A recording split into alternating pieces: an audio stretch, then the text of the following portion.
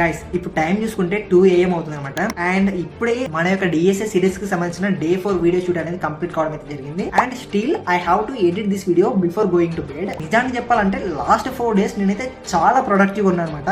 So ఎందుకంటే ఎక్కడ time waste చేసిన నైట్ అనేది స్లీప్ అనేది కంప్లీట్ గా సాక్రిఫైస్ అయితే అవుతుంది అనమాట. ఈ యొక్క డిఎస్ఏ సిరీస్ అనేది స్టార్ట్ చేసినప్పటి నుంచి నేనైతే ఇప్పుడు పడుకుంటున్నాను నాకే అర్థం కావట్లేదు అనమాట.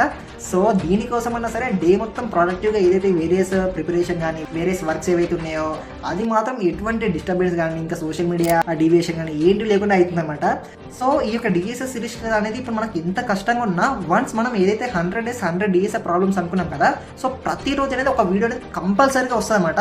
నేను ఎందుకు ఈ విధంగా చెప్తున్నాను అంటే మనం ఇప్పుడు కొంచెం డిఫికల్ట్ అనేది ఫీల్ అవ్వచ్చు, బట్ వన్స్ ఈ యొక్క 100 days డిఎస్ఏ ఛాలెంజ్ అనేది అయిపోయిన తర్వాత మనకు ఒక మూమెంట్ అనేది వస్తుంది. అరే మనం ఈ యొక్క 100 days కన్సిస్టెన్స్ గా 100 డిఎస్ఏ ప్రాబ్లమ్స్ అనేది ఎన్ని ఇబ్బందులు ఉన్నా మనమైతే కన్సిస్టెన్స్ గా నేర్చుకున్నాం అండ్ కన్సిస్టెన్స్ గా చేయగలిగామని ఆ యొక్క చిన్న ప్రౌడ్ మూమెంట్ కోసం ఇలాంటి ఎన్ని సాక్రిఫైస్ చేసినా తక్కువ అనిపిస్తుంది అనమాట.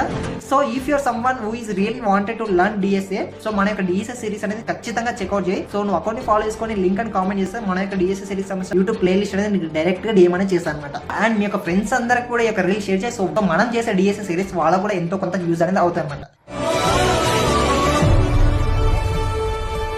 ఆపేసి ఓడిపోయిన వాడు ఉన్నాడు కానీ ప్రయత్నిస్తూ ఓడిపోయిన వాడు లేడు.